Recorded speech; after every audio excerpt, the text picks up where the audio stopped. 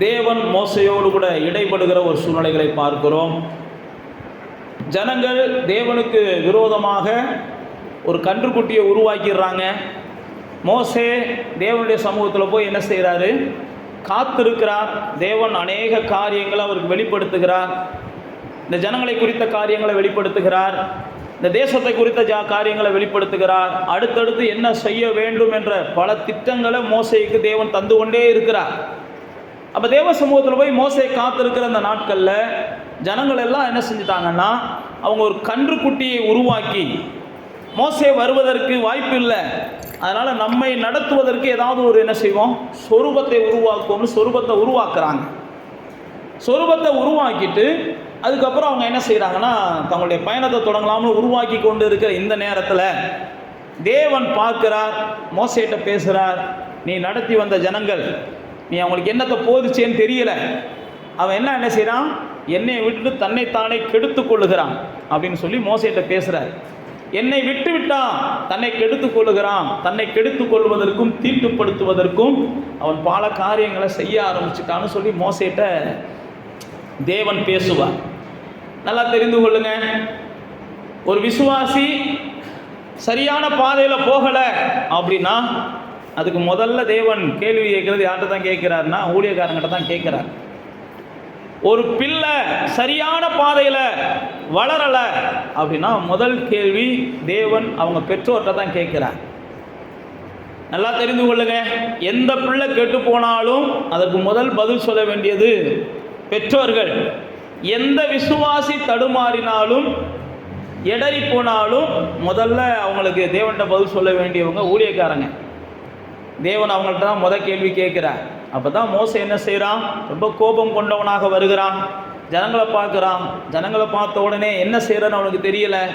எல்லாத்தையும் அடித்து உடைச்சு இந்த ஜனங்களை எல்லாம் என்ன செய்கிறான், அந்த எல்லா வகையிலையும் அடித்து உடைச்சு, பைபிளில் போட்டிருக்கு, யாரெல்லாம் என் கூட வர்றையோ வா, தேவன் தான் வேணும்னு நினைக்கிறவன் பின்னாடி வா, தேவனை மறுதளிக்கிறவன் எல்லாம் அந்த பக்கம் போன்னு சொல்லிட்டு கூப்பிடுறான். அப்போ ஒரு கூட்ட மக்கள் வருகிறாங்க. அவங்கள வச்சு மோசே என்ன செய்கிறான், கண்ணை மூடிக்கிட்டு எதிர்த்த மாதிரி இருக்கிறவங்கெல்லாம் வெட்டுங்கடான்றான். இது பழைய ஏற்பாட்டில் ஏற்றுக்கொள்ளப்படுகிறது, புதிய ஏற்பாட்டில் என்ன செய்யாது, ஏற்றுக்கொள்ளப்படாது. பழைய ஏற்பாட்டில் தான் இதுக்கெல்லாம் அனுமதி. புதிய ஏற்பாட்டில் ஒரு கன்னத்தில் அரைஞ்சால் மறு கன்னத்தை என்ன செய்யணும், காமிக்கணும். முடிஞ்ச அளவுக்கு கெட்டு போயிட்டாங்கன்னா புத்தி சொல்லுங்க, முடியலையா அவனை அந்நியனை போல கருதி என்ன செஞ்சுருங்க, ஒதுங்கிடுங்க. இப்படி தான் புதிய ஏற்பாடு நமக்கு சொல்லியிருக்குது. ஆனால் பழைய ஏற்பாட்டில் மோசே என்ன செஞ்சார், ரொம்ப ஆனால் தேவன் இதுக்காக மோசையை குற்றப்படுத்தலை. நீங்கள் வாசித்து பார்த்தீங்கன்னா இந்த காரியத்துக்காகலாம் மோசையை தேவன் என்ன செய்யலை, குற்றப்படுத்தலை. மோசே செஞ்ச இந்த காரியத்தை கர்த்தர் என்ன செய்யலை, ரைட்டுன்னு விட்டுட்டார். அதுக்கப்புறம் பார்த்தீங்கன்னா இந்த சூழ்நிலைக்கு அப்புறம் தான் நாம் வாசித்த இந்த 33ஆம் அதிகாரம் நடக்குது. அதில் 3000 பேர் செத்து போயிட்டாங்க. மோசே அன்னைக்கு வெட்டா சொன்னதில் 3000 பேர் செத்து போயிட்டாங்க. இந்த சூழ்நிலைக்கு அப்புறம் ஆண்டவர் மோசையோடு கூட இடைபடுகிறார். மோசே ஆண்டவர்கிட்ட போய் கதறான், ஆண்டவரே இந்த ஜனங்களை மட்டும் கைவிட்டுறாதீங்க, இந்த ஜனங்கள் என்ன செஞ்சாலும் பரவாயில்ல, நீங்கள் இந்த ஜனங்களோடு வரணும், இந்த ஜனங்கள் எவ்வளவுதான் உண்மை மறந்தாலும் உண்மை வேதனைப்படுத்தினாலும் இந்த ஜனங்களை மட்டும் விட்டுட்டு போயிடாதீங்க அப்படின்ற மாதிரி ஆண்டவர்கிட்ட பேசுகிறான். ஆண்டவர் என்ன செய்கிறாரு, இல்லைப்பா நான் இவங்களோட நடந்தால் இவங்க செய்கிற ஒவ்வொரு காரியமும் ஒவ்வொரு நாளையும் ஏதாவது ஒரு வகையில் வாதையினால் சாகுறாங்க.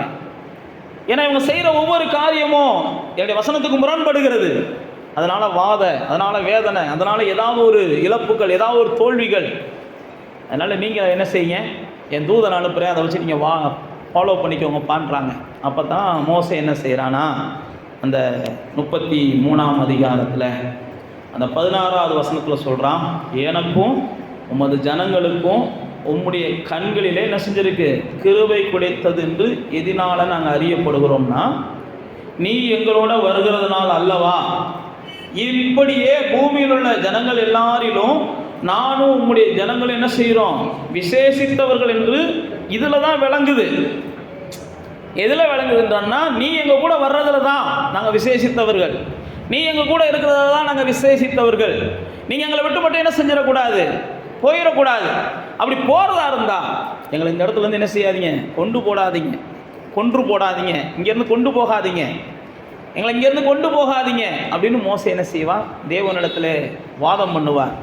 நீங்கள் நடக்கலைன்னா நாங்கள் நடக்க மாட்டோம், நீங்கள் எங்களுக்கு முன்னாடி போகலைன்னா நாங்கள் போக மாட்டோம். நல்லா தெரிந்து கொள்ளுங்க, தேவனுடைய பிள்ளைகள் சில நேரத்தில் தேவன் என்ன செய்வார்னா இப்படிப்பட்ட வாய்ப்புகளை கூட கொடுப்பார். அட்டுப்பா நீயா என்ன செய், உன் வாழ்க்கையை நடத்திக்கோ, ஏன்னா உனக்கு தான் எல்லா சூழ்நிலையும் வந்துருச்சுல, உனக்கு தான் எல்லா அனுபவம் வந்துருச்சுல, உனக்கு தான் எல்லாமே தெரியும்ல, நீயா உன் வாழ்க்கையை நடந்துக்கோ. சில நேரத்தில் நீயா வீட்டில் இருந்து கூட ஜோம் பண்ணிக்கோ அப்படின்லாம் மனசுக்குள்ளே என்ன வரும். ஆலயத்துக்கு போய் என்ன செய்ய போகிற, நீயா பைபிளை வாசிச்சுக்கோ, ஆலயத்தில் என்னத்தை போதிக்க போகிறாங்க. இன்றைக்கி அதுக்கு மேலே என்ன செஞ்சிருச்சு, ஆன்லைனில் ஏராளமான பிரசங்கங்கள் வந்துருச்சு. இன்றைக்கி எந்த பிரசங்கமும் தேவையில்லை, நீயே என்ன செய்யலாம், ஜிபிடி மாதிரி நிறையா இதில் போட்டு என்னென்னமோ செய்யலாம். அப்படின்லாம் இன்றைக்கி பல வகையான மனநிலைகள் நமக்குள்ளே உருவாகும். ஏனென்றால் கடைசி காலம் பைபிள் பிரகாரம் தன்னையே மக்கள் தேவன் என்று எண்ணுகிற நாட்கள் வரும். தான் கடவுள், அறிவு பெருத்து போகும். கடைசி காலங்களில் ஒரு மனிதன் இன்னொரு மனிதனோடு இணக்கமாக வாழ விரும்ப மாட்டான். இனி போக போக பார்த்தீங்கன்னா கடைசி நாட்களில் இவனா அவனுக்கு முட்டாளாக தெரியும், அவனை இவனுக்கு முட்டாளாக தெரியும். இதுதான் கடைசி காலங்களுடைய ஆபத்து. யாருடைய ஆலோசனையும் யாரும் என்ன செய்ய மாட்டாங்க, கேட்க மாட்டாங்க. கடைசி நாட்கள் நெருங்க நீங்கள் நினைக்கலாம் நம்முடைய அனுபவத்தை உங்களுக்கு சொன்னோம்னா இது பிரயோஜனமாக இருக்கும்னு நீங்கள் நினைக்கலாம். உங்களுடைய அனுபவத்தை கேட்டுட்டு அவங்க என்ன செய்வாங்கன்னா பைத்தியக்காரத்தனமாக நீங்கள் நடந்துக்கிட்டீங்க, அதனால் பாதிக்கப்பட்டீங்க, நாங்கள்லாம் அப்படி இல்லை ரொம்ப விவரமான ஆட்கள்னு சொல்லி உங்களை காட்டிலும் பெரிய பாதிப்பை அவங்க சந்திப்பாங்க உங்கள் கண்ணு முன்னாடியே. அப்படி சொல்லிட்டு போவாங்க. இதுதான் கடைசி காலத்தினுடைய ஆபத்துக்கள். ஆனால் தேவ பிள்ளைகளே, நீங்களும் நானும் நம்முடைய வாழ்க்கையில் இந்த ஒரு தீர்மானம் இருக்கணும், தேவன் இல்லாமல் நம்முடைய வாழ்க்கையில் நாம் எதுலேயுமே என்ன செய்யக்கூடாது, தலையிடக்கூடாது. ஒரு காரியத்தில் தேவன் இருக்கணும், நம்ம கூட தேவன் இருந்தால் தான் நம்ம ஒரு காரியத்தை செய்யணும். ஏனென்றால் தேவன் எப்பயுமே தேவ பிள்ளைகளுக்கு ஹீரோவாக தெரியணும். தேவன் தேவ பிள்ளைகளுக்கு என்ன செய்யணும், அவர் தான் ஹீரோவாக தெரியணும். எப்போ தேவ பிள்ளைகள் உங்களுக்கு தேவன் ஹீரோவாக தெரிகிறாரோ அப்போத்தான் தேவனை அறியாத ஜனங்களுக்கு நீங்கள் ஹீரோவாக மாற முடியும். புரிஞ்சா, புரியலையா? உங்களுக்கு தேவன் ஹீரோவாக தெரியலைன்னு வைங்களேன், நீங்கள் தேவனை அறியாத ஜனங்களுக்கு என்ன செய்ய முடியாது, ஹீரோவாக மாறவே முடியாது. தேவன் விரும்புவதெல்லாம் தன்னை நீங்கள் ஹீரோவாக பார்த்தீங்கன்னா உங்களை சுற்றிலும் தேவனை அறியாத ஜனங்கள் ஹீரோவாக பார்க்குற அளவுக்கு பல அதிசயமான காரியங்களை கர்த்தர் செய்வார். உங்களுடைய படிப்பு தேவையில்லை அவருக்கு, உங்களுடைய அழகு தேவையில்லை அவருக்கு, உங்களுடைய ஜாதி தேவையில்லை, உங்களுடைய பின்புலங்கள் எதுவுமே அவருக்கு தேவையில்லை. அவர் எதிர்பார்ப்பதெல்லாம் என்ன நீ ஹீரோவாக பார்க்கணும்.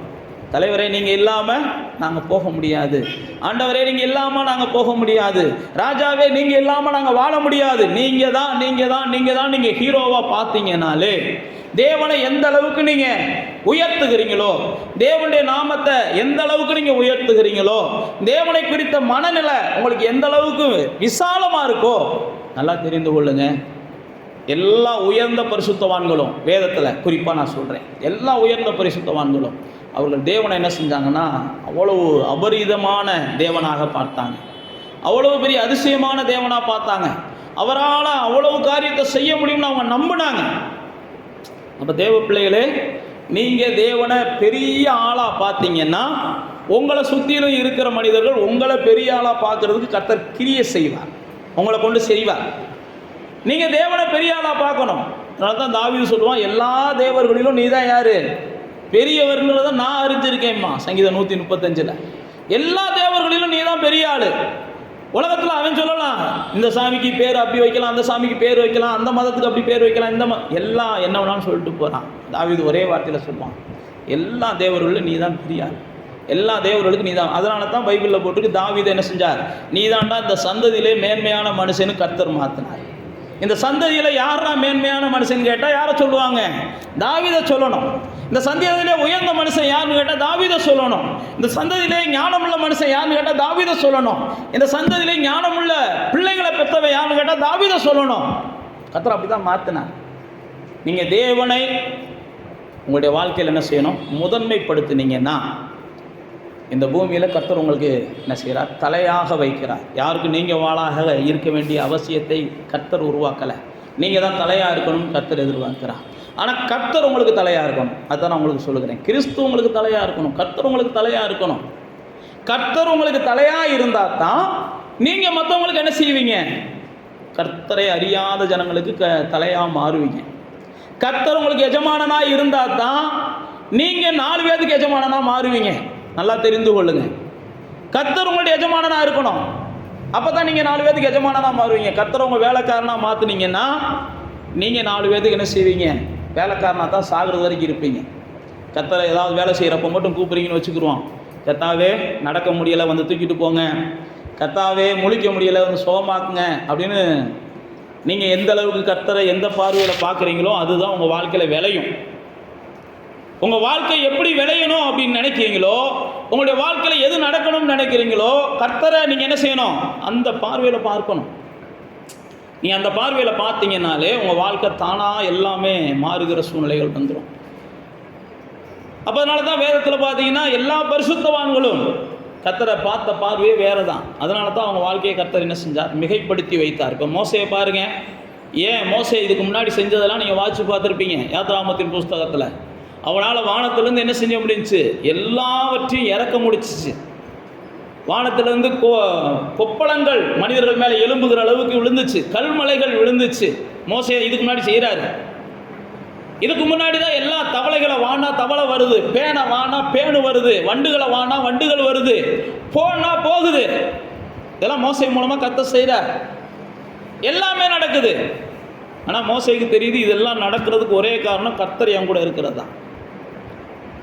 இன்னைக்கு அந்த ஜனங்கள் பார்வைக்கு பைபிளில் போட்டிருக்கு, மோசே அந்த ஜனங்கள் பார்வைக்கு என்ன செஞ்சானா? பெரிய ஆளாக இருந்தானா, ஆண்டவனை போல தெரிந்தான். ஆனால் மோசேவுக்கு தெரியும் இதுக்கெல்லாம் காரணம் கர்த்தர் என்ன செஞ்சார்? என் கூட இருந்தார். அப்போ நீங்களும் நானும் இந்த ஜனத்திற்கு பெரிய ஆளாக தெரியணும். கர்த்தர் என்ன செய்கிறான்னு அப்படி தான் விரும்புகிறார். தேவனை ஆராதிக்கிற ஜனங்கள் இந்த ஜனத்தின் பார்வைக்கு ஒரு பாக்கியம் பெற்றவர்களாய் தெரியணும். தேவனை ஆராதிக்கிற ஜனங்கள் மற்றவங்க பார்வையில் ஒரு விசேஷித்தவங்களாக தெரியணும், ஆசீர்வதிக்கப்பட்டவங்களாக தெரியணும். அப்படி தான் கர்த்தர் விரும்புகிறார். நீங்கள் மோசேயுடைய வாழ்க்கையை பார்த்தீங்கன்னா, மோசேவை அதே தேசத்தில் தேவன் என்ன செய்கிறார்னா எல்லாருடைய கண்களுக்கு முன்பாகவும் பெரியவனாக மாற்றினார். பல அதிசயங்களை மோசே செய்கிறான். மந்திரவாதிகள் செய்ய முடியாத காரியங்களை மோசே செய்கிறான். ஆரம்பத்தில் மோசே செஞ்ச சில காரியங்களை மந்திரவாதிகள் செஞ்சாங்க. நீங்கள் யாத்ராகமத்தின் புஸ்தகங்களை வாட்சி பார்த்தீங்கன்னா 1ஆம் அதிகாரத்திலேருந்து வாட்சி பார்த்தீங்கன்னா மந்திரவாதிகள் மோசே என்ன செஞ்சானோ அதை மந்திரவாதிகள் செஞ்சாங்க. கோலை போட்டோடனே பாம்பா மாறிச்சு. மந்திரவாதிகள் என்ன செஞ்சாங்களாம்? கோலை போட்டோடனே பாம்பா மாறிச்சான். ஏன் நான் உங்களுக்கு சொல்லுகிறேன்னா, அந்த தேசத்து ராஜா நினைக்கிறான் உன்னே மாதிரி எங்கிட்டையும் மந்திரவாதி இருக்கிறான், உன்னே மாதிரி எங்கிட்டையும் பெரிய ஆள் இருக்கிறான், நீ பெரிய ஆள் கிடையாது அப்படின்ற அளவுக்கு மோசையோடு கூட அவன் பல வகையில் வாதம் பண்ணுகிறான். ஆனால் மோசே என்ன செய்கிறான்? ஓம் பெரிய ஆளெல்லாம், நீ சொல்கிற பெரிய ஆளெல்லாம் பாரு, எனக்கு முன்னாடி சின்ன ஆளாக தான் தெரிவாங்க என்று அவன் செய்ய வேண்டியதை செய்து கொண்டே இருக்கிறான்.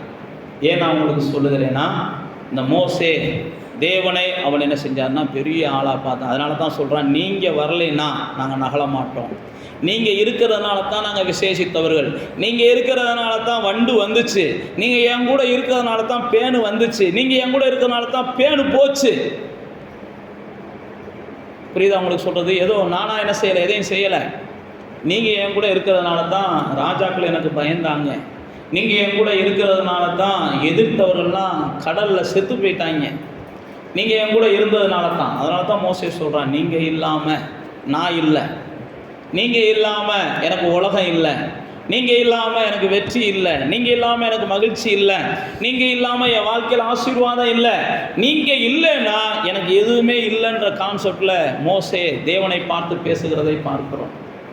அதனால தான் வெறி கொண்டு என்ன செய்கிறான்? தேவனை என்னை விட்டு பிரிச்சுருவாங்களோ என்னமோன்னு சொல்லி வெட்ட ஆரம்பிக்கிறான். தேவனை என்னை விட்டு பிரிச்சுருவாங்களோ, தேவனை இந்த ஜனத்தை விட்டு பிரிச்சுருவாங்களோ அப்படின்னு சொல்லி வெட்ட ஆரம்பிக்கிறான். தேவ பிள்ளைகளாகிய நானும் நீங்களும் பவுல் அப்போஸ்தலன் சொல்லுகிறான், நம்மை விட்டு தேவனை விட்டு பிரிப்பதற்கு, நீங்கள் ரோமர் 8ஆம் அதிகாரத்துக்கு வந்தீங்கன்னா, தேவனை விட்டு பிரிப்பதற்கு மோசையோடு அன்னைக்கு ஜனங்கள் போராடினதை போல இன்னைக்கு நமக்கு சூழ்நிலைகள் போராடும். மோசையோடு கூட அன்னைக்கு அந்த ஜனங்களெல்லாம் போராடி தேவனே சொல்கிறார், நான் உங்களை விட்டுட்டு போகிறேன்ப்பான்றாரு. ஆனால் இங்கே பவுல் அப்போஸ்தலன் சொல்லுகிறான், தேவனை விட்டு என்னை பிரிப்பதற்கு எத்தனையோ சூழ்நிலைகள் வருகிறது. 35ஆம் அதிகாரத்துலேருந்தே பேசுகிறான், 35ஆம் வசனத்துலேருந்தே பேசுகிறான். எந்நேரம் அடிக்கப்படுகிறோம், கொல்லப்படுகிறோம், ஆடுகளை போல எண்ணப்படுகிறோம் அப்படின்னு சொல்லிட்டு கிறிஸ்துவின் அன்பை விட்டு பிரிப்பதற்கு உபத்திரவம், வியாகுலம், துன்பம், பசி, நிர்வாணம், நாச மோசம், பட்டயம், இவைகள் எல்லாவற்றிலும் என்னில் அன்பு கூறுகிறவர்களாலே நான் என்ன செய்கிறேன்? ஜெயம் கொள்ளுகிறேன். அதோட நிப்பாட்டலாங்க. மரணம் வந்தாலும், ஜீவன் வந்தாலும், தேவதூதர்களானாலும், அதிகாரங்களானாலும், வல்லமைகளானாலும், அதோட அவன் நிப்பாட்டல. நிகழ்காரியத்தில் என்ன நடந்தாலும், நிகழ்காலத்தில் என்ன நடந்தாலும் சரி, வருங்காலத்தில் என்ன நடந்தாலும் சரி, எவ்வளவு பெரிய உயர்வுக்கு நான் போனாலும் சரி, எவ்வளவு பெரிய தாழ்வுக்கு நான் போனாலும் சரி, வாழ்க்கையில் எந்த சிருஷ்டியும் அவன் அதையும் சேர்த்து சொல்கிறான். என்னை தேவனை விட்டு வேற எந்த சிருஷ்டியும் பிரிக்காது. எங்கள் அண்ணன் பிரிச்சிட்டான்னு நான் சொல்ல முடியாது, எங்கள் அம்மா பிரிச்சிட்டாங்கன்னு நான் சொல்ல முடியாது, இல்லை என் கணவன் பிரிச்சிட்டாங்கன்னு நான் சொல்ல முடியாது, மனைவி பிரிச்சிட்டாங்கலாம் சொல்ல முடியாது. தேவனை விட்டு என்னை எந்த சிருஷ்டியும் பிரிக்காது. ஒரே வார்த்தையில் முடிச்சிடலாம். இதைத்தான் மோசே என்ன செஞ்சான்? தேவனை விட்டு நான் பிரிய விரும்பலை, தேவனை என்னை விட்டு பிரியவே கூடாது. அப்போ தேவனை எந்த அளவுக்கு நீங்கள் ஹீரோவாக பார்க்குறீங்களோ அந்த அளவுக்கு தேவன் தன்னுடைய ஹீரோயிசத்தை உங்கள்கிட்ட காமிப்பார். தேவனுடைய ஹீரோயிசத்தை நீங்கள் பார்க்கணும் அப்படின்னா தேவனை என்ன செய்யணும்? ஹீரோவாக நீங்கள் பார்க்கணும். நீங்கள் ஹீரோவாக பார்த்தீங்கன்னா கர்த்தர் நிச்சயமாகவே அவர் தன்னுடைய வல்லமையை உங்களுக்கு வெளிப்படுத்தி, நான் ஏற்கனவே சொன்னேன் பாருங்கள், அவர் உங்கள் மூலமாக வெளிப்படுத்துறதுனால உங்களை சுற்றிலும் இருக்கிற ஜனங்கள் என்ன செய்வாங்க? ஹீரோவாக பார்க்குற ஒரு சூழ்நிலைகள் வரும். உங்களை ஒரு ஸ்டாராக பார்க்குற சூழ்நிலைகள் வரும். உங்களை ஒரு தேவ மனுஷனாக, உங்களை ஒரு தேவ மனுஷியாக பார்க்கக்கூடிய சூழ்நிலைகளை கர்த்தர் என்ன செய்வார்? உருவாக்குவார். நீங்கள் இயேசு தான் சீசர்களை அப்படி தான் உருவாக்கினார். இயேசு தான் சீசர்களை நீங்கள் புதிய ஏற்பாட்டுக்கு வந்தீங்கன்னா முதலாக இயேசு கானாவூர் கல்யாண வீட்டில் தான் அதிசயம் செய்தார் அப்படின்னு யோவான் 2ஆம் அதிகாரம் நமக்கு வெளிப்படுத்துகிறது. அந்த முதல் அதிசயத்தில் இயேசு தன்னுடைய முதல் முறையாக தன்னுடைய ஹீரோயிசத்தை வெளிப்படுத்துகிறார். என்ன ஹீரோயிசம்? நம்ம எல்லாருக்குமே தெரிஞ்ச சம்பவம். அங்கே திராட்சை ரசம் தென்பட தீர்ந்து போயிருது. கல்யாண வீட்டில் திராட்சை ரசம் தீர்ந்து போன உடனே என்ன செய்வதென்று தெரியாத நேரத்தில் எப்படி ஒரு ஹீரோ வந்து அந்த சூழ்நிலையை சரி பண்ணுகிறதாக நம்ம சினிமாக்களில் பார்த்துருக்கோமோ, அதை காட்டிலும் அந்த ஹீரோவுக்காவது என்ன செய்யணும்? பட்டுண்டு எங்கிட்டாவது ஒரு இடத்துல அடிப்பார், அங்கேருந்து ரசமாக விழுகும், திராட்சை ரசம் எங்கிட்டாவது ஒரு இடத்துல இருந்து. சினிமாக்களில் சொல்கிறேன், ஒரு கற்பனையில். ஆனால் இந்த ஹீரோ அப்படி கிடையாது. இவர் என்ன செய்கிறாரு? ஒன்றும்லப்பா, நீ வா, தண்ணியை கொண்டு போய் ஊற்று, தண்ணியை கொண்டு போய் ஊற்றிட்டு அதே தண்ணியை எடுத்து கொண்டு போய் பரிமாறுன்றாங்க. எந்த தண்ணியையும் திராட்சை ரசமாக அவரால் என்ன செய்யும்? மாற்ற முடியும். இந்த ஹீரோயிசத்தை நிஜ ஹீரோக்கள் யாரும் செய்ய முடியாது, டூப்ளிகேட் ஹீரோக்களும் யாரும் செய்ய முடியாது. அப்போ நம்முடைய தேவன் முதலாவதாக அற்புதத்தை ஜனங்கள் மத்தியில் ஆரம்பிக்கிறார். ஜனங்கள் மத்தியில் ஆரம்பிக்கும் போதே பார்த்தீங்கன்னா சாதாரணமான இதில் எவராலும் செய்ய முடியாத ஒரு பெரிய காரியத்தை இயேசு செய்கிறார். அதுக்கப்புறம் பார்த்தீங்கன்னா லூக்கா 5ஆம் அதிகாரத்தில் பேதுரு இவங்களெல்லாம் சந்திக்கிறார். பேதுரு இவங்களெல்லாம் சந்தித்த உடனே அவங்க என்ன செய்கிறாங்க? வலைகளை அலசி கொண்டிருந்தார்கள். லூக்கா 5ஆம் அதிகாரத்தில் உடனே இயேசு அவர்களோடு கூட போய் பேசுகிறார். உங்கள் படகை கொஞ்சம் கொடுங்கன்னு கேட்குறார். உடனே பேதுரு தான் படகை கொடுக்குறார். கொடுத்த உடனே படகுல ஏறி இயேசு போதகம் பண்ணுகிறார். நீங்கள் அந்த இடத்துல இன்னொரு வார்த்தையை ஆவியானவர் எழுதி வச்சிருப்பாரு. படகுல ஏறி ஏன் போதகம் பண்ணும்போது இயேசு கொஞ்சம் படகை கொஞ்சம் தள்ளி விடுங்க பாம்பாராம். அப்போ அவங்களாம் என்ன செய்வாங்களாம்? கொஞ்சம் தள்ளி விடுவாங்களாம். ஏன் நான் உங்களுக்கு சொல்லுகிறேன்னா, அந்த நேரத்தில் இயேசு படகை கேட்ட உடனே பேதுரு படகை கொடுத்தார். பேதுருவின் பார்வைக்கு இயேசு அன்னைக்கு ஹீரோவாக தெரிஞ்சார். உங்கள் பார்வைக்கு ஹீரோவாக தெரிஞ்சார்னா நீங்கள் நிச்சயமாக என்ன செய்வீங்க? இதை மாற்றி கொடுங்க தலைவரே, கொண்டு போய் அவர்கிட்ட கொடுப்பீங்க. இதை அவர் செய்வார்ன்ற நிச்சயத்தோடு கொடுப்பீங்க. அதனால தான் அவரை ஹீரோவாக அவன் பார்த்ததுனால தான் அவர் சொன்ன உடனே ஒரு வார்த்தை சொல்கிறான், ஆண்டவரே, நான் இரவு முழுவதும் பிரயாசப்பட்டேன், எனக்கு எதுவுமே அகப்படலை, ஆனால் நீங்கள் சொன்ன ஒரு வார்த்தைக்காக நான் என்ன செய்கிறேன்? ஏன்னா அவருக்கு ஹீரோவாக பார்க்க ஆரம்பிச்சிட்டான், அவரை தலைவராக பார்க்க ஆரம்பிச்சிட்டான், அவரை சக்திமானாக இவன் பார்க்க ஆரம்பிச்சிட்டான், அவரை வல்லவராக பார்க்க ஆரம்பிச்சிட்டான். இவர் சொன்னால் எதுவும் நடக்கும்னு அவன் நம்ப ஆரம்பித்தான். அதனால தான் பேதுரு என்ன செஞ்சான்? நான் இது வரைக்கும் செஞ்சதெல்லாம் விட்டுறேன், இப்போ நீங்கள் சொன்னதுக்காக நான் போடுறேன். இது வரைக்கும் நான் செஞ்சதெல்லாம் விட்டுறேன், நீங்கள் சொன்னதுக்காக போடுறேன். பைபிளில் போட்டிருக்க, அவன் போட்ட போது கிழிந்து போகத்தக்க அளவுக்கு பல அதிசயங்கள் நடந்ததை பார்க்கிறோம். அப்போ தேவ பிள்ளைகளே, தேவனை நீங்கள் ஹீரோவாக பார்க்க ஆரம்பிச்சிட்டீங்க, தேவனை ஒரு பெரிய தலைவராக நீங்கள் பார்க்க ஆரம்பிச்சிட்டீங்க, தேவனை ஒரு பெரிய வல்லவராக நீங்கள் பார்க்க ஆரம்பிச்சிட்டீங்க அப்படின்னாலே இது வரைக்கும் நீங்கள் தோற்ற இடத்துல கூட என்ன செய்யலாம், அதே காரியத்தை செய்து ஜெயிக்கலாம். அதே காரியத்தை செய்து ஜெயிக்கலாம். ஒருவேளை கடந்த நாட்கள் நீங்கள் ஜெயிக்க முடியாத விஷயங்கள் நீங்கள் ஜெயிக்கணும்னு நினச்சிங்கன்னா எங்கள் தலையால் ஆகும், எங்கள் தேவனால் ஆகும், எங்கள் இயேசுவால் ஆகும். பைபிளில் போட்டிருக்கு, எல்லா நாமத்துக்கும் மேலான நாமத்தை தேவன் அவருக்கு என்ன செஞ்சிருக்கிறார், கட்டளை இட்டு இருக்கிறார். எல்லா நாமத்துக்கும் குறைத்தனா அதிகாரம் எபேசியர் 1ஆம் அதிகாரத்தில் வாசித்து பார்த்தீங்கன்னா இம்மையிலும் மறுமையிலும் பேர் பெற்று இருக்கிற நாமம். இம்மையிலும் மறுமையிலும் எப்படி ஒரு சைன் இருந்தால் போதும், ஒரு ஆடியோ சைன் இருந்தால் இங்கே நடக்க வேண்டிய சில விஷயங்கள் தடையில்லாமல் நடக்கும். ஒரு கலெக்டர் சைன் இருந்தால் எத்தனையோ விஷயங்கள் தடையில்லாமல் நடக்கும். ஒரு முதலமைச்சர் சைன் இருந்தால், ஒரு அமைச்சர் சைன் இருந்தால் எத்தனையோ விஷயங்கள் தடையில்லாமல் நடக்கும். அதே மாதிரி தான் கவர்னர் சைன் இருக்கலாம், பிரதமர் சைன் இருக்கலாம். இதே மாதிரி தான் பைபிளில் போட்டிருக்கு, இயேசு என்கிற ஒரே நாமத்தினால இம்மையிலும் மறுமையிலும் பேர் பெற்றிருக்கிற எல்லா நாமத்துக்கும் மேலான நாமம். இவங்க கையெழுத்தால் செய்ய முடியாததை கூட இயேசு என்கிற நாமம் என்ன செய்யும். நீங்கள் பார்த்தீங்கன்னா சீரியா தேசத்தில் ஒரு பெரிய படைத்தலைவன், நீங்கள் எல்லாரும் 2 ராஜாக்கள் 5ஆம் அதிகாரத்தை வாட்சி பார்த்தீங்கன்னா தெரியும். சீரியா தேசத்தில் ஒரு பெரிய படைத்தலைவன், அந்த பெரிய படைத்தலைவன் உடனே என்ன செய்கிறான்னா நோய்வாய்ப்படுகிறான். குஷ்டரோகம் அவனுக்கு வருகிறது. குஷ்டரோகம் வந்த உடனே அந்த படைத்தலைவன் வீட்டில் இருக்கிற ஒரு சிறு பெண் என்ன செய்கிறாங்க, இந்த குஷ்டரோகியை நீங்கள் என்ன செய்யுங்க, எங்கள் ஊருக்கு கொண்டு போங்க, அங்கே ஒரு தேவ மனுஷன் இருக்கிறார். அதனால தான் உங்களுக்கு சொல்லுகிறேன், நீங்கள் ஹீரோவாக மாறிட்டீங்கன்னா எங்கே இருந்தாலும் உங்களை குறித்து பேசுகிறதுக்கு வேறு தேசத்தில் பேசுகிறாங்க, வேறு தேசத்தில் பேசுவாங்க. இந்த எலிசா என்ன செஞ்சான், அந்த இடத்துல எங்கேயோ ஒரு இடத்துல உட்கார்ந்துருக்கிறான்.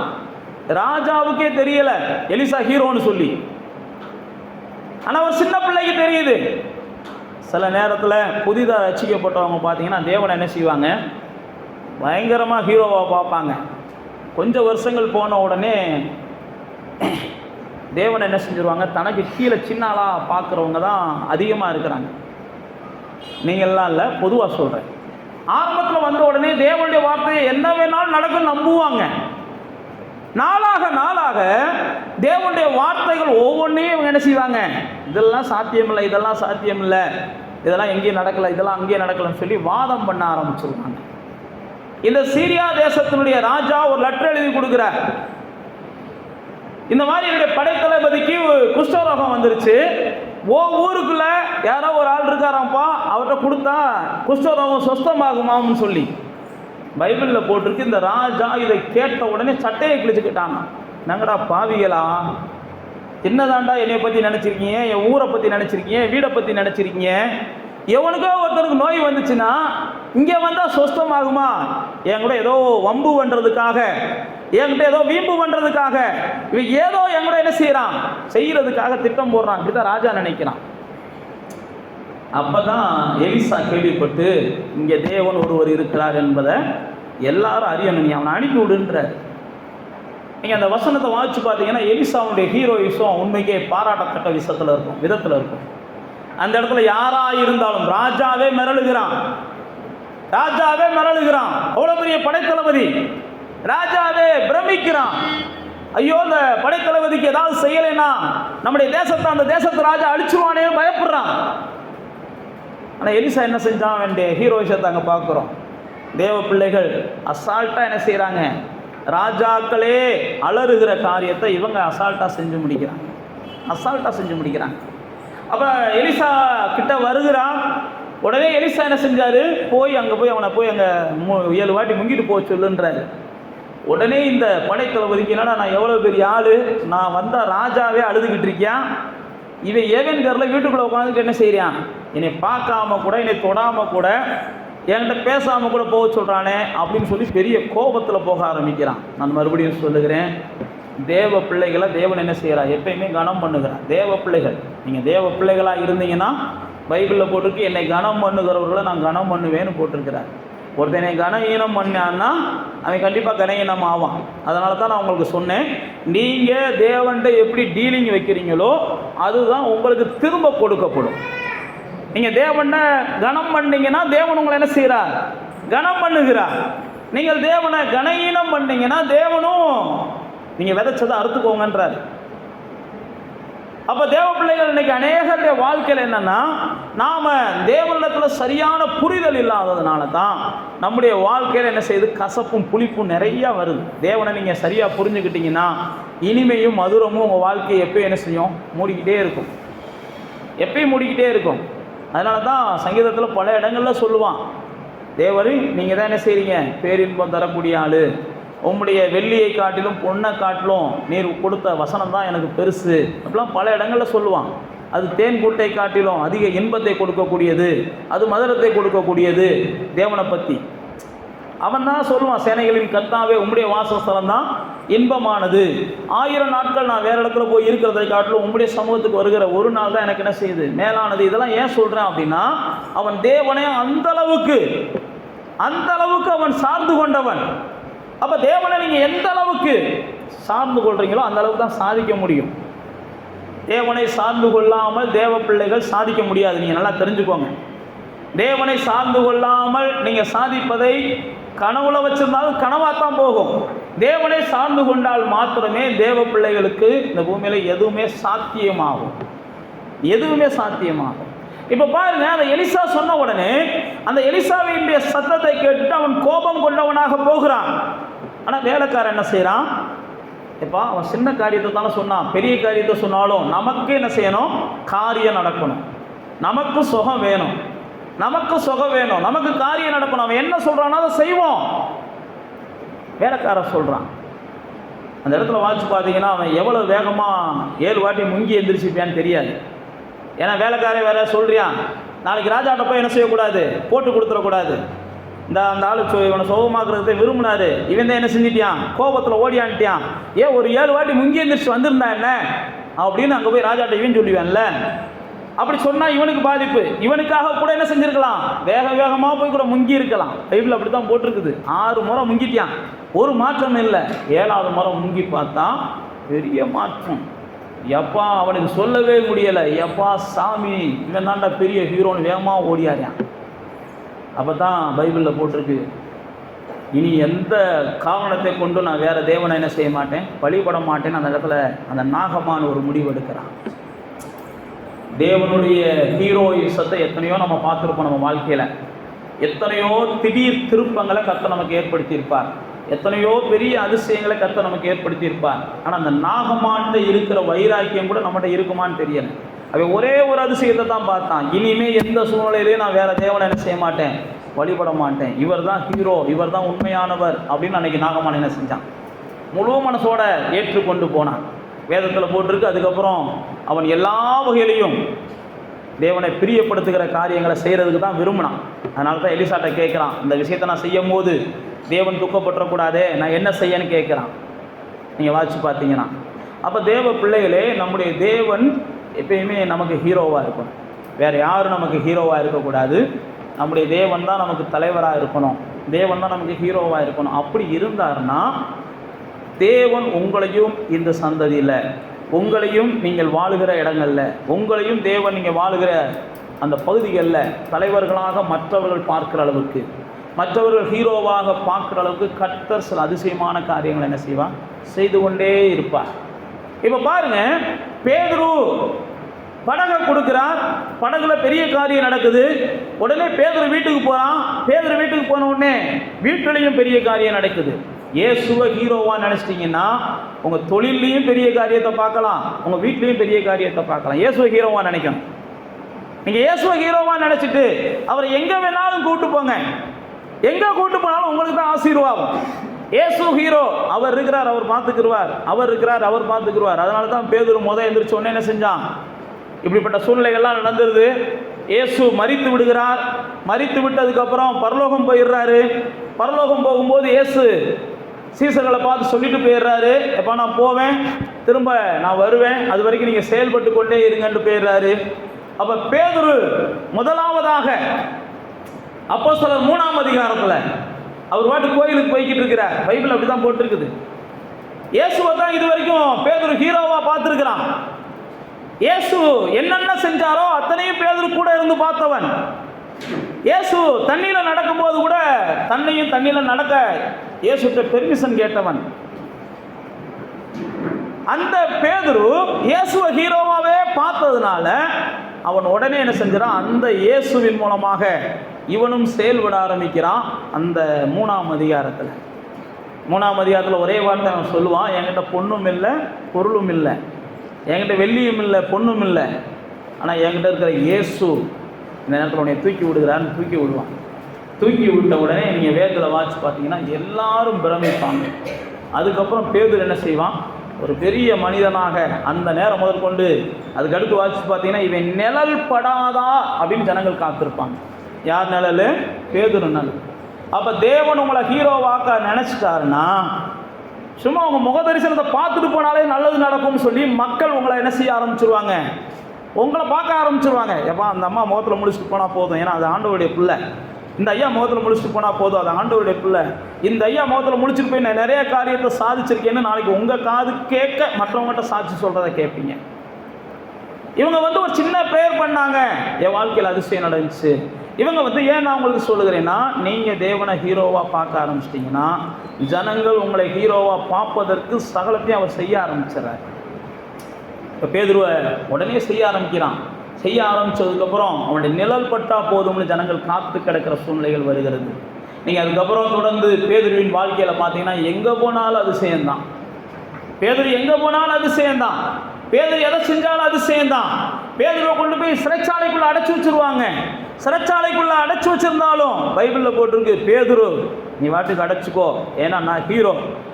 எதையும் தொடாமல் பூட்டு என்ன செய்யும், உடையும். நான் தொடாமல் பூட்டு உடையும், நான் தொடாமல் கேட்டுகள் பிரியும், நான் ஹீரோ அப்படின்ற மனநிலைக்கு ஒரு வந்துட்டார்.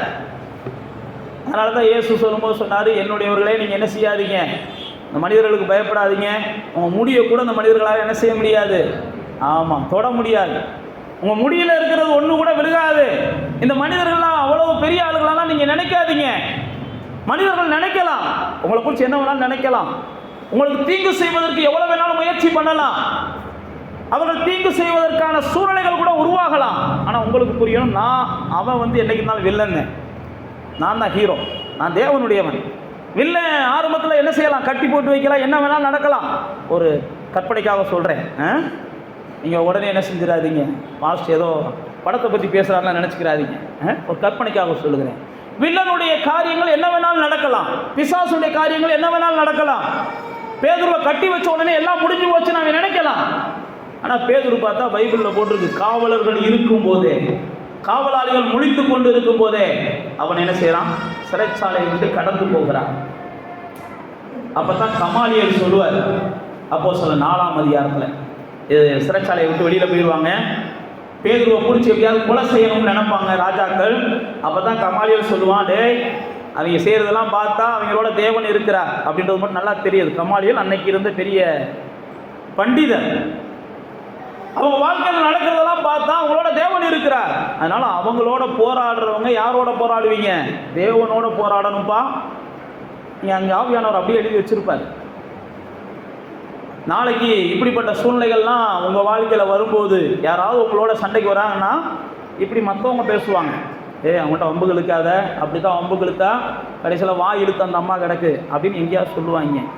வம்பு இழுத்தாங்க, இந்த இவங்க ஸ்ட்ரோக் கிடக்காங்க, நீ பேசாமல் இரு, அவங்களோட மோதாத, அவங்க ஒன்றுமே செய்ய மாட்டாங்க, ஆனால் அவங்க சாமி என்ன செய்யும், அவங்களுக்காக ஏதாவது செஞ்சிரும்பா அப்படின்னு பேசுகிற அளவுக்கு கர்த்தர் உங்களை மேன்மைப்படுத்துவார்.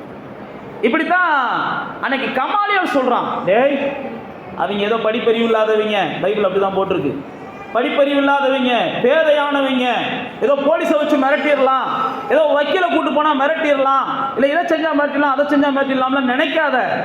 நீ அவனுக்கு விரோதமாக செய்கிறதெல்லாம் தேவனுக்கு விரோதமாக செய்கிறது, தேவனோட போர் செய்வதற்கு நீங்கள் எல்லாம் துணியாதீங்கடா அப்படின்ற அளவுக்கு கமாலியர் ஒரு ஆலோசனை கொடுப்பார். இப்போ இந்த மாதிரி தேவ பிள்ளைகளாகிய நீங்களும் நானும் எல்லா வகையிலையும் பாதிக்கப்படும் போது தேவன் ஏதாவது ஒரு திருப்பத்தை உண்டாக்குறார். யாரை கொண்டாலும் ஒரு திருப்பத்தை உண்டாக்குவார். எந்த சூழ்நிலையாவது நமக்கு மாறும், எப்படி மாற்றுவார்லாம் தெரியாது. நமக்குள்ள புரிதல் ஒன்று வேண்டும், என் தேவன் எனக்கு தலைவராக இருக்கிறார், எனக்கு ஹீரோவாக இருக்கிறார், என்னையே இந்த சூழ்நிலையிலிருந்து அவர் விடுதலையாக்குவார், என்னை இந்த சூழ்நிலை நிர்பந்தத்திலேருந்து அவர் விடுதலையாக்குவார், என்னை இந்த நெருக்கத்திலேருந்து அவர் விடுதலையாக்குவார். என்னை விடுதலையாக்குறது தான் அவருடைய ஹீரோயிசம். என்னை எல்லா வகையிலையும் விடுதலையாக்குவதற்கு தான் அவர் காத்து கிடக்கிறார். ஏற்ற நேரம் வரும்போது எல்லா மாற்றங்களையும் அவர் உண்டாக்குவார். நானும் நீங்களும் தேவன் மேல அப்படிப்பட்ட பெரிய நம்பிக்கை வைக்கணும், பெரிய நம்பிக்கை வைக்கணும். உலகத்தாரை போல கோலியாத்தை பார்த்து நம்ம புகழ்ந்து பேசிக்கிட்டு கூடாது. உலகத்தாரை போல சிங்க குகைக்குள்ளே விழுந்துட்டோம் அவ்வளோதான் செத்தோம் நினைக்கக்கூடாது. உலகத்தாரை போல அக்னிக்குள்ளே விழுந்துட்டோம் அவ்வளோதான் செத்தோம் நினைக்கக்கூடாது. உலகத்தாரை போல இந்த வியாதி வந்துச்சு அவ்வளோதான் செத்தோம் நினைக்கக்கூடாது. உலகத்தாரை போல பாம்பு கடிச்சிச்சு செத்தோம்னா இப்படிலாம் நம்ம நினைக்கவே கூடாது. நாமெல்லாம் ஹீரோவை வழிபடுகிறோம். உலகத்தில் இருக்கிற ஒரே பிரதானமான ஹீரோ அவர் தான். நீங்கள் நல்லா யோசிச்சு பாருங்க. உங்கள் அப்பாட்ட கேட்டு பார்த்தீங்கன்னா உங்கள் காலத்து ஹீரோ யாருன்னு கேட்டால் யாரையாவது ஒரு ஆளை சொல்லுவார். உங்கள் தாத்தா பாட்டிகிட்ட கேட்டு பார்த்தீங்கன்னா உங்கள் காலத்து ஹீரோ யாருன்னு கேட்டால் அவங்க யாரையாவது சொல்லுவாங்க. நாளைக்கு உங்கள் பிள்ளைகள்கிட்ட கேட்டு பார்த்தீங்கன்னா ஹீரோ யாருன்னு கேட்டால் யாரையாவது பேர் நாளைக்கு வருகிறவங்க சொல்லுவாங்க. ஆனால் உலகம் தோன்றினது முதற்கொண்டு இந்த 2000 ஆண்டுகளாக இருக்கிற ஒரே ஹீரோ யார் தான் உலகம் முழுவதும்? இயேசு ஒரு ஆள் தான். இந்த உலகம் தோன்றினது முதற்கொண்டு 2000 ஆண்டுகளாக இயேசு ஒருத்தர் தான் இன்னைக்கு வரைக்கும் என்ன செய்கிறார்? ஹீரோவாக இருக்கிறார். நீங்கள் நல்லா யோசிச்சு பாருங்க. விளையாட்டுத்துறையிலையும் சரி, இன்னைக்கு கபில் தேவ் வரமாட்டாரான்னு காத்து கிடந்த நாட்கள் இருந்திருக்கும். அல்லது சச்சின் வரமாட்டாரான்னு காத்து கிடந்த நாட்கள் இருந்திருக்கும். இல்லை விராட் கோலி வரமாட்டாரா அப்படிலாம் காத்து கிடந்த நாட்கள் இருக்கும். கொஞ்ச நாள் கழிச்சு பார்த்தீங்கன்னா விராட் கோலி போக மாட்டாரா, இவர் ரெண்டு விளையாண்டுக்கிட்டு இருக்காருன்னு பேசக்கூடிய காதுகள் நம்மக்கிட்டே வரும். டோனி போக மாட்டாரா, இதெல்லாம் நீங்கள் கேட்டிருப்பீங்களான்னு தெரியல. நான் சொல்கிறது உங்களுக்கு புரியும் நான் நினைக்கிறேன். அவங்களாம் ஹீரோவாக தெரிவாங்க. கொஞ்ச நாள் கழித்து பார்த்தீங்கன்னா இவனால ஏன்டா கலட்டி விடாமல் வச்சுருக்காங்க அப்படின்னு இங்கே உட்காந்துருக்க நாமே பேசுகிறத கேட்கலாம். இவனை வச்சுக்கிட்டு இருக்கிற இவனுக்கு பேர என்ன செஞ்சுக்கலாம்? இவனை கில்ல கொண்டு வரலாமே, சூரியகுமாரை கொண்டு வரலாமே, கிரிக்கெட்டில் உள்ள பேர் புரியல, என்ன புரிஞ்சுக்கோங்க அப்படின்னு என்ன செய்யலாம், பேசலாம். ஆனால் பாருங்கள், இயேசு ஒருத்தருக்கு தான் இன்னைக்கு வரைக்கும் மாற்று வீரரே கிடையாது. மாற்று வீரரே கிடையாது. நாளைக்கு ரோஹித் ரிட்டையர்ட் ஆகிட்டார்னா இன்றைக்கி என்ன செய்யாரு? சூரியவன்சி ஒருத்தன் வந்துக்கிட்டு இருக்கான் அப்படின்னு நீங்கள் பேசிக்கிறாங்க மக்கள். ஆனால் இயேசு ஒருவருக்கு தான் இந்த 2000 ஆண்டுகளாக ஒரு நாமத்தை தவிர வேறு நாமமே கிடையாது. பைபிள் அப்படி தான் போட்டிருக்கு. வானத்துக்கு கீழே பூமிக்கு மேலே நீங்கள் நல்லா இருக்கணும்னு நினச்சிங்கன்னா அந்த ஒத்த நாமத்தை தவிர வேறு நாமமே கிடையாது. நல்லா இருக்கணும்னு நினைக்கிற ஒவ்வொருவருக்கும் அந்த ஒத்த நாமம் தான் கொடுக்கப்பட்டிருக்கு. அப்போ இயேசு ஒருவர் தான் நமக்கு புரியணும், ஒரு மாறாத நித்திய தலைவர் அல்லது நித்திய ஹீரோ. நம்முடைய வாழ்க்கையில் எல்லாவற்றையும் அவர் ஒருவர் தான் சரி செய்ய முடியும். அவர் ஒருவர் தான் மாற்ற முடியும்.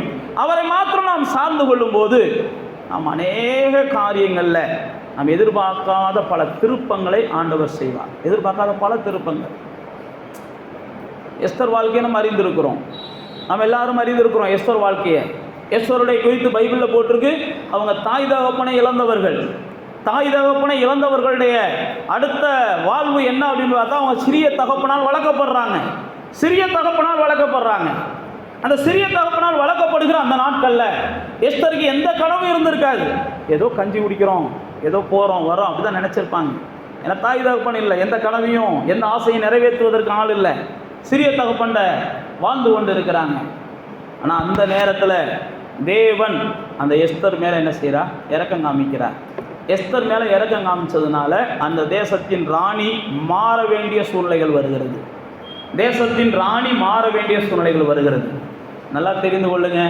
நீங்கள் தேவனை ஹீரோவாக பார்த்துக்கிட்டு இருந்தீங்கனாலே எந்த ஹீரோவை வீழ்த்தினா நீங்கள் அந்த இடத்துல ஹீரோவாக தெரிவிங்களோ அந்த இடத்துல கர்த்தர் அந்த ஹீரோவை வீழ்த்துவார். நீங்கள் ஹீரோவாக பார்த்தீங்கன்னா போதும். உங்களுக்கு முன்னாடி ஒரு ஹீரோ இருக்கலாம், உங்கள் அலுவலகத்தில் ஒரு ஹீரோ இருக்கலாம், உங்களுடைய தெருக்களில் ஒரு ஹீரோ இருக்கலாம் இப்போதைக்கு. ஆனால் நீங்கள் தேவனை ஹீரோவாக பார்க்க ஆரம்பிச்சிட்டிங்கன்னா, எப்பா இந்த இடத்துல என்ன இவன் ஹீரோவாக பார்க்க ஆரம்பிச்சிட்டான், இவனை நான் ஹீரோவாக மாற்றணும் அப்படின்னா அவனை தள்ளி விடுறதுக்கு என்ன வழி? கட்சிக்காரனே நாளைக்கு என்ன செஞ்சிருவான்? ஏய் உன் மேலே ஒழுங்கு நடவடிக்கை எடுக்கிறோம், இனிமேல் இந்த ஊரில் நீ இந்த தெருவில் உனக்கு பொறுப்பு கிடையாதுன்னு அங்கேருந்து வந்துடும். ஏன்னா நம்மளை உயர்த்த தேவன் திட்டம் போட்டாருன்னா அந்த கட்சிக்காரே நாளைக்கு உங்கள்கிட்ட வந்து என்ன செய்வான்? பாஸ்டர் அல்லது சிஸ்டர் அல்லது பிரதர் எங்களுக்காக ஒரு சின்ன ஜோம் பண்ணுங்க அப்படின்னு வரக்கூடிய காலங்கள் வரும். ஏன் நான் உங்களுக்கு சொல்லுகிறேன்னா அப்படி தான் எஸ்தர் வாழ்க்கையில் நடந்துச்சு. வஸ்தியை தள்ளி விடுறாங்க. வஸ்தியை தள்ளி விட்ட உடனே எஸ்தர் வருவாங்களா அப்படின்னு சொல்லியெல்லாம் நீங்கள் படிக்கிறதுக்கு முன்னாடி ஒன்றும் தெரியாது. நீங்கள் ஒரு வாட்டி புஸ்தகத்தை வாசிச்சதுனால எஸ்தர் வந்துட்டாங்கன்னு ஈஸியாக சொல்லிடுவீங்க. நீங்கள் முத புஸ்தகத்தை வாசிச்சு பாருங்கள். வஸ்தி தள்ளியாச்சு, இந்த அனாத பிள்ளை, அம்மா அப்பா இல்லாத பிள்ளை இந்த இடத்துக்கு எப்படி வருவா அப்படின்னு நீங்கள் கவனித்து பார்த்தீங்கன்னா அழகாக போட்டிருக்கோம். ஆவியானவர் ஒவ்வொன்றா செயல்பட ஆரம்பிப்பார். அங்கே எல்லார் கண்களின் தயவு கிடைக்க வைப்பார். வருகிறவர்கள்லாம் தயவு காமிப்பாங்க. அந்த தேசத்தின் ராஜா அவளை நேசிக்க வைப்பார். அந்த தேசத்தின் ராஜா நேசிக்கிறது மாத்திரமல்ல, எல்லாரை காட்டிலும் பட்டத்து ராணியாய் முடிசூட்டுகிற அளவுக்கு சில சூழ்நிலைகளை கர்த்தர் அந்த இடத்துல உருவாக்குவார். நல்லா தெரிந்து கொள்ளுங்க. உருவாக்கி உட்கார வச்ச உடனே அந்த அம்மா ஹீரோயிசத்தை காமிக்கிறதுக்கு கர்த்தர் ஒரு வாய்ப்பை கொடுக்குறார். நீங்கள் ஹீரோவாகிட்டீங்கன்னா ஹீரோயிசத்தை காமிக்கணும். ஹீரோவாகிறது பெரிய விஷயம் இல்லை. ஹீரோவாகிட்டு சும்மா உட்காந்துருந்தீங்கன்னா இந்த மேன்மையை ஏன் உனக்கு கொடுத்தேன்னு சொல்லி கர்த்தர் யோசிக்கணும். ஏன்டா அவனை ஹீரோவாக வச்சுருந்தா நீ வாட்டுக்கு என்ன செய்கிற, கதவை கூட்டிகிட்டு உட்காந்துக்கிட்டு இருக்க, எல்லாம் கத்திக்கிட்டு இருக்காங்க, ஹீரோவை மாற்றணுமே அப்படின்ற இடத்துக்கு வர வேண்டியதாகி போயிடும். ஹீரோவானா என்ன செய்யணும், அடுத்தவங்களுக்கு உதவக்கூடிய நேரத்தில் உதவணும். போய் ஹீரோ வாங்கணும்னு நினைக்கிறோம், ஆனால் உதவணுன்ற எண்ணம் இருந்தால் தான் உருப்படியான ஹீரோவாக நீங்கள் என்ன செய்ய முடியும், இருக்க முடியும். பாருங்கள், எஸ்தர் ராஜாத்தி அங்கே உட்கார்ந்துருக்குறாங்க. அப்போ தான் மொர்தெகாய் சொல்கிறான், உனக்கான நேரம் வந்துருச்சு, அதுக்காகத்தான் உனக்கு மேன்மை வந்துருச்சு, உனக்கு அதுக்காகத்தான் உயர்வு வந்திருக்கு, அதுக்காகத்தான் உன்னை ராணியாக வச்சிருக்கிறார், நீ எழும்பி வா எழும்பி வான்ற மாதிரி எஸ்தர் ராஜாத்தியை பார்த்து மொர்தெகாய் பேசுவான். சில சினிமாக்களில் காமிப்பாங்க பாருங்க, சத்தம் கேட்ட உடனே ஹீரோ, செத்து போன ஹீரோ என்ன செய்வார், கத்துன உடனே காமிப்பாங்கல்ல, அந்த மாதிரி எஸ்தர் ராஜாத்தியை போட்டு இவன் என்ன செய்கிறான், பாடுபடுத்துறான். உடனே எஸ்தர் ராஜாத்தி என்ன செய்கிறாங்க, எனக்காக ஜோம் பண்ணுங்கடா அப்படின்ற இடத்துக்கு வர்றாங்க. பைபிள் அப்படி தான் போட்டிருக்கு. எஸ்தர் ராஜாத்தி ஜோம் பண்ண சொல்கிறாங்க.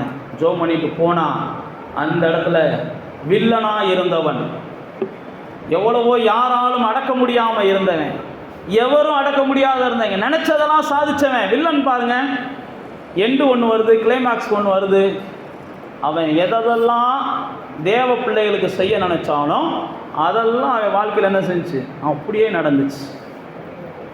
நான் சொன்னதை மறுபடியும் உங்களுக்கு ஞாபகப்படுத்துகிறேன். நீங்கள் தேவனை எப்படி பார்க்குறீங்களோ அப்படி உங்கள் வாழ்க்கையில் நடக்கும். அதே மாதிரி உங்களுக்கு விரோதமானவர்கள் உங்களுக்கு என்ன செய்ய நினைக்கிறார்களோ அது அவங்க வாழ்க்கையில் நடக்கும். நீங்கள் தேவனை ஹீரோவாக பார்த்துட்டீங்கனாலே தேவன் உங்களை ஹீரோவாக மாற்றுறாரு. நீங்கள் ஹீரோவாக மாறினதுக்கப்புறம் உங்களுக்கு விரோதமாக யார் எழும்பி உங்களுக்கு ஏதாவது தொல்லை செய்ய நினைக்கிறாங்க, ஒரு உதாரணத்துக்கு சொல்கிறேன், உங்கள் பிள்ளைகளை பற்றி ஏதாவது அவதூறாக பேச விரும்புகிறாங்க, இல்லை அந்த பையனோட பேசிக்கிறீங்க, அந்த பிள்ளையோட போய்க்கிறீங்க, எனக்கு அவனை சொல்கிறாங்க, உங்களுடைய நட்பேரை களங்கப்படுத்துவதற்கு ஏதாவது பேசுவாங்க. அப்போ நீங்கள் என்ன செய்யணும், கர்த்தர் என்ன செய்வா, பார்த்து கொள்வார்னு இருந்து பாருங்கள். யார் பேசுனாங்களோ அவங்க பிள்ளை அடுத்த நாள் யார் கூட ஓடி போகிறத நீங்களே கேட்கக்கூடிய சூழ்நிலை வரும். யார் பேசுனாங்களோ அந்த பொம்பளை இன்னொரு நாள் கூட கையங்களமாக பிடிக்கக்கூடிய சூழ்நிலையை நீங்களே காதால் என்ன செய்வீங்க, கேட்பீங்க. ஏன்னா இன்றைக்கி இருக்கிற காலங்களில் கர்த்தருடையவர்கள் என்ன செய்யணும், நீங்கள் உங்களை கர்த்தருடைய பார்வையில், ஆண்டவரே நீங்கள் தான் எங்களுடைய தலைவர், இந்த மாதிரி நெருக்கம் வந்திருக்கு, நீங்கள் தான் எங்களை காப்பாற்றணும்னு நின்று பாருங்க. யார் உங்களுக்கு எதை செய்ய நினைக்கிறாங்களோ அது அவங்களுக்கு நடக்கும். அவங்க உங்களுக்கு ஒரு கலசம் தண்ணி கொடுத்தா அவங்களுக்கு தண்ணி கொடுக்கறதுக்கு யாராவது இருப்பாங்க. அவங்க உங்கள் மேலே ஒரு கலசம் வெந்நியை ஊற்றுனா அவங்க மேலே யாராவது வெந்நியை ஊற்றுறதுக்கு கர்த்தர் என்ன செய்வார், ஏற்படுத்துவார். ஆக மொத்தம் எங்கே நிற்கிது அப்படின்னா, நீங்கள் என்ன செய்யணும், தேவனை ஹீரோ பார்க்கணும். அந்த நம்ம மோசே தேவனை என்ன செஞ்சான், ஹீரோவாக பார்த்தான். எத்தனையோ ஹீரோயிசம் செஞ்சுருக்கலாம். வேதத்தில் பார்த்தீங்கன்னா தேவன் இல்லாமல் மந்திரவாதி ஒருவன் தன்னை ஹீரோவாக ஜனங்கள்கிட்ட காமிச்சான். அப்போஸ்தலர் 8ஆம் அதிகாரத்தில் தேவன் இல்லாமல் ஒரு மந்திரவாதி தன்னை ஹீரோவாக ஜனங்கள்கிட்ட காமிச்சுக்கிட்டு இருந்தான். ஆனால் அந்த இடத்துக்கு தேவ மனிதனாகிய பிடிப்பு வந்த உடனே அவனுடைய ஹீரோயிசம்லாம் முழுக்க போயிடும். அப்போஸ்தலர் 8ஆம் அதிகாரத்தை இவர்களை வாட்சி பாருங்க. தேவ மனுஷனாகிய பிடிப்பு வந்த உடனே அவனுடைய ஹீரோயிசம்லாம் முழுக்க போயிடும். முழுக்க போனதுக்கப்புறம் அவன் என்ன செய்வான், தன்னையும் ஒரு அடிமையாக்கி கொண்டு, நான் ஹீரோலாம் கிடையாதுப்பா, நான் டுபாக்கூருப்பான்ட்டு வந்து நிற்பான். நீங்கள் 8ஆம் அதிகாரத்தை வாட்சி பாருங்கள். நான் ஹீரோ கிடையாது, இந்த மக்கள் தான் என்னை என்ன செஞ்சுட்டாங்க, ஹீரோ மாதிரி மாற்றி வச்சுட்டாங்க, எல்லோரும் என்னை பெரிய ஆள் நினச்சிட்டாங்க, நான் உண்மைக்கே என்ன செய்யுது ரொம்ப அப்படின்ற மாதிரி அவன் விடுவான் பேதுரு காலில். அப்போ தான் பேதுரு என்ன செய்வான், ஏய் உன் பணம் உன் கூட நாஸ்தியாக போகட்டும், தேவன்கிட்ட மனம் திரும்பி குணப்படும் அப்படி தான் சொல்லுவான் பேதுரு. மனம் திரும்பி குணப்படும். அப்போ மாந்திரிகங்களினால், மாய வித்தைகளினால் அல்லது பொய்யான அலங்கரிப்பினால், இந்த பக்கம் 4 அந்த பக்கம் 4, இந்த கழுத்தில் 4 அந்த கழுத்தில் 4, லோனில் காரை வாங்கிக்கிட்டு வச்சுக்கிட்டு ஹீரோயிசம் மாதிரி ஓடுறவங்களெல்லாம் பார்த்து நம்ம பயப்பட வேண்டிய அவசியம் இல்லை. அவங்களாம் கொஞ்ச நாள் போவாங்க, கொஞ்ச நாள் கழித்து பார்த்தீங்கன்னா தேடுனாலும் என்ன செய்ய மாட்டாங்க, இருக்கிற இடம் தெரியாது. கொஞ்ச நாள் கழித்து பார்த்தா, நான் ஏன் உங்களுக்கு சொல்கிறீங்கன்னா, நிஜ ஹீரோ அவர் தான். அவர்களுடைய அடுத்த பார்வைன்றது உங்கள் மேலே தான் விழுந்திருக்கு. அவருடைய பார்வை நீங்கள் தான் உங்களுடைய பகுதியோட தலைவர்கள், ஹீரோக்கள். இப்போ பாருங்க, அந்த மாய வித்தைக்காரன் தன்னை ஹீரோவாக காமிச்சான். அடுத்து பார்த்தீங்கன்னா ஏரோது ராஜா, அப்போஸ்தலர் 12ஆம் அதிகாரத்தில் தன்னை ஹீரோவாக காமிப்பான்.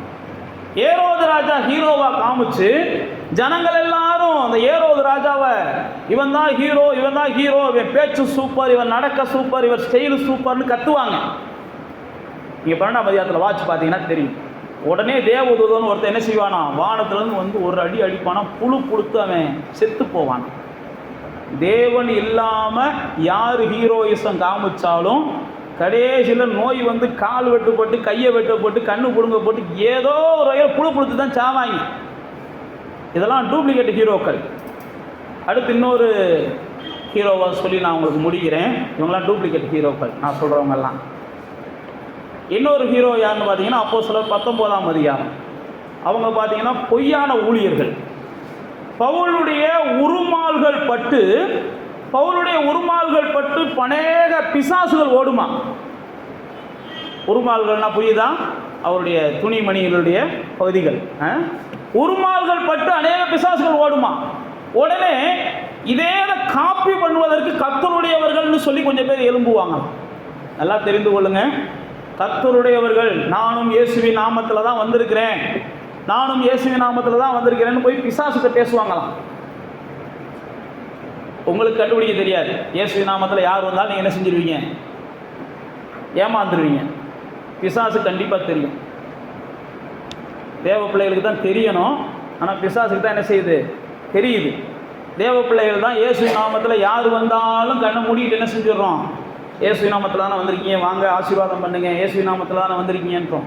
ஆனால் பிசாசு இயேசுவையும் தெரியும், பவுலையும் தெரியும், நீ யாரான்னு கேட்குது அவன்கிட்ட. அவன் ஹீரோயிசம் காமிக்க போகிறான். கடைசியில் பார்த்தா பைபிளில் போட்டிருக்கு, இருக்கிற வஸ்திரத்தையும் உறிஞ்சுக்கிட்டு அவனை என்ன செஞ்சான், ஓட விட்டுச்சான் பிசாசு. பவுலுடைய வஸ்திரத்தை பார்த்தாலே பிசாசு ஓடிச்சான். பவுலுடைய வஸ்திரத்தை பார்த்தாலே பிசாசு ஓடிச்சான். இவங்களுடைய வஸ்திரத்தை பிசாசு புடிங்கிக்கிட்டு இவங்களை ஓட விட்டுச்சான். பொய்யானவர்கள், அது தேவ ஊழியக்காரங்களாக இருந்தாலும் ஒரு நாள் அவங்க வேஷம் என்ன செய்யும், அவங்கள ஊரை விட்டு ஓட வைக்கும். தேவ ஊழியக்காரங்களையும் பொய்யானவங்க இருக்கிறாங்க, தேவ மனிதர்கள்லையும் பொய்யானவங்க இருக்கிறாங்க, பைபிள் எடுக்கிறவங்களையும் பொய்யானவங்க இருக்கிறாங்க. பைபிள் எடுத்தவங்கெல்லாம் புனிதர்கள்னு நானும் சொல்லலை, பைபிளும் சொல்லலை. இயேசுவின் நாமத்தை உச்சரிக்கிறவங்கெல்லாம் உத்தமர்கள்னு சொல்லி பைபிளும் சொல்லலை, நானும் சொல்லலை, நீங்களும் சொல்லக்கூடாதுன்னு நான் சொல்ல வர்றேன். நீங்கள் பிரசங்கிக்காத இயேசுவை பிரசங்கிக்கிறார்கள் அப்படின்னு கலாத்தியரில் பவுல் சொல்கிறான். பெற்றுக்கொள்ளாத பரிசுத்தாவியை பெற்றுக்கொள்ளும்படி உங்களுக்கு என்ன செய்கிறாங்க, அதாவது நாம் பெற்றுக்கொள்ளாத பரிசுத்தாவியை பெற்றுக்கொள்ளும்படி இவங்க உபதேசிக்கிறாங்க. நாங்கள் அறிவிக்காத தேவனை அவர்கள் அறிவிக்கிறாங்க. பைபிளுக்கு முரண்பட்ட இயேசுவை, பைபிளுக்கு முரண்பட்ட பரிசுத்தாவியானவரை, பைபிளுக்கு முரண்பட்ட தேவனை யார் வெளிப்படுத்தினாலும் அவர்களை பிசாசு இந்த பூமியில் மற்றவங்கள்ட்ட வெளிப்படுத்திடுவான். அதனால தான் நான் உங்களுக்கு சொல்லுகிறேன், நானும் நீங்களும் தேவனை சார்ந்திருக்கணும். அப்போ தான் சரித்திரத்தில் நமக்குன்னு ஒரு இடம் கிடைக்கும். நாளைக்கு நம்முடைய வம்சத்துக்குன்னு ஒரு சரித்திரம் எழுதும்போது தீமோத்தேயுவின் பாட்டி தேவன் மேலே வச்சுருந்தாங்க, தீமோத்தேயுடைய தாயார் தேவன் மேலே வச்சுருந்தாங்க, இதெல்லாம் சரித்திரத்தில் இருக்குது. தீமோத்தேயுவில் பவுல் அப்போஸ்தலன் எழுதுகிறான், உங்கள் சரித்திரமும் நாளைக்கு எழுதணும். என்னுடைய பெற்றோர் தேவன் மேலே வச்சுருந்தாங்க, என்னுடைய இந்த முன்னோர்களுக்கு வச்சுருந்தாங்க. ஏன் நான் உங்களுக்கு சொல்லுகிறேன் அப்படின்னா, நீங்கள் தேவன் இல்லாமல் என் வாழ்க்கை செழிப்பாக இருக்காது, தேவன் இல்லாமல் என் வாழ்க்கை சேமமாக இருக்காது, தேவன் இல்லாமல் என் வாழ்க்கையில் மகிழ்ச்சியாக இருக்காது. தேவனை எப்பயுமே உங்களுடைய ஹீரோவாக நீங்கள் பார்க்கணும். அதுதான் நான் உங்களுக்கு சொல்லி முடிக்கிறேன். தேவன் இல்லாமல் என்னால் எதையும் சாதிக்க முடியாதுன்ற ஒரு எண்ணத்துக்கு நீங்கள் வரணும். தேவன் இல்லாமல் என்னால் ஜெயிக்க முடியாதுன்ற இடத்துக்கு நீங்கள் வரணும். தேவனை பிரிக்கிற எந்த விஷயத்தையும் நீங்கள் என்ன செஞ்சிடணும், பிரித்து எரிஞ்சிடணும். தேவனை உங்களை விட்டு பிரிக்கிற விஷயம் பிசாசு ஈஸியாக சில நேரத்தில் உங்கள்கிட்ட வருவான், ஈஸியாக வருவான். தேவனை பிரிக்கிற விஷயங்களை, வசனத்திலிருந்து கள்ள போதனைகள் உங்களை தேவனை விட்டு பிரிக்கும். கள்ள வாழ்க்கை எந்த அளவுக்கு கள்ள உறவுகள் தேவனை பிரிக்குதோ, கள்ள போதனைகளும் தேவனை விட்டு பிரிக்கும். அதாவது நாம் கள்ள உறவுகளுக்கெல்லாம் கவனமாக இருந்துருவோம்.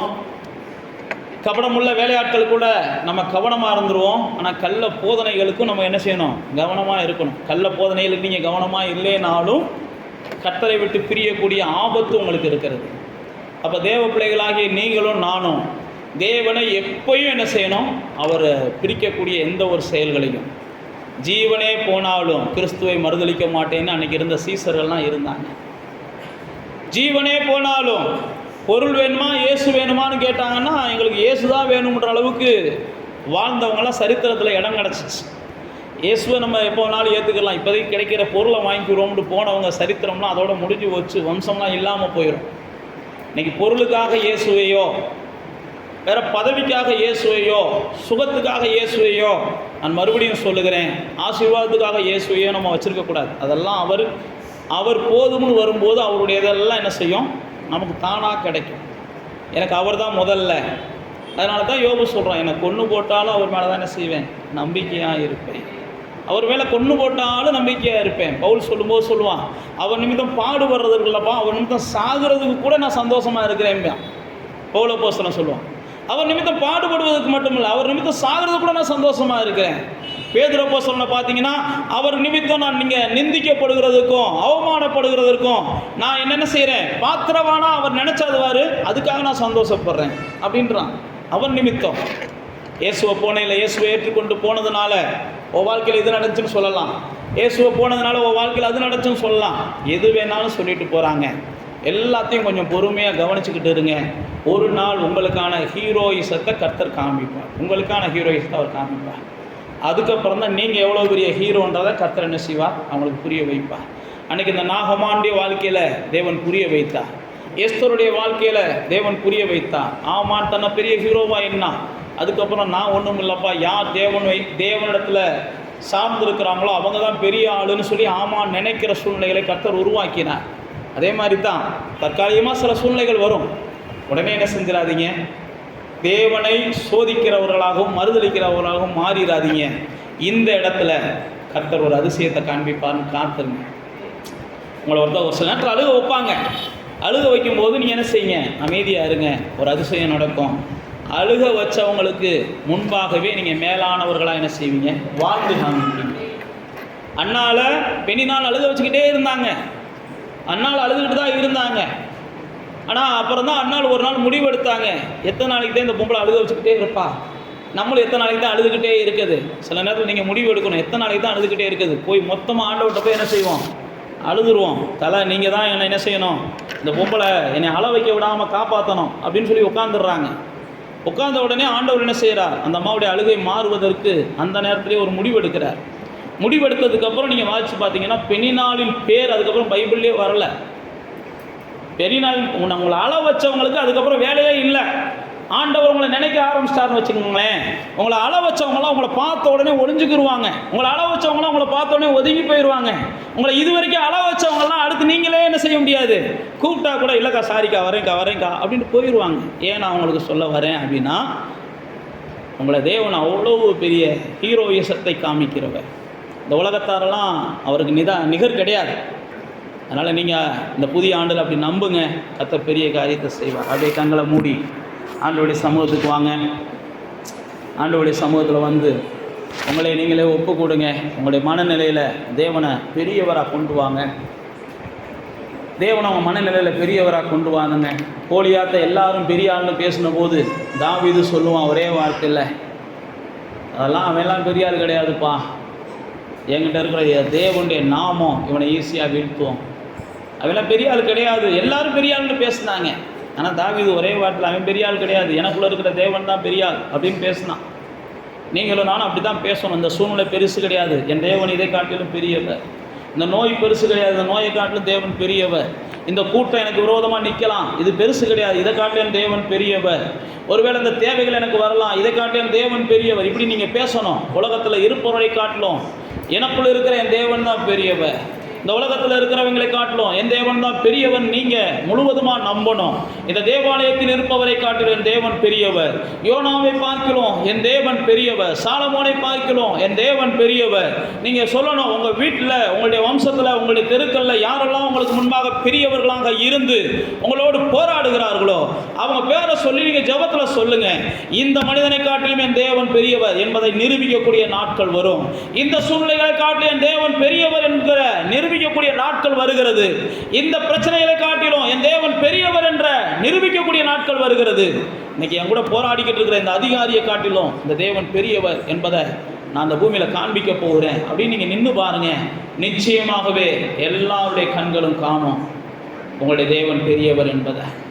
எல்லாருடைய நாவுகளும் சொல்லும், உண்மைக்கே நீங்கள் எல்லாம் பெரிய ஆளுதான்ப்பா, எல்லாம் உங்களுக்கு சாதகமாக இருக்குது. உங்களுக்காக அமைச்சர் பேசுகிறாரு, உங்களுக்காக அவர் பேசுகிறாரு, உங்களுக்காக இவர் பேசுகிறாரு. எது எப்படி நடந்துச்சுன்னு தெரியாது, ஆனால் கர்த்தர் நமக்காக எல்லாத்தையும் செய்வார்.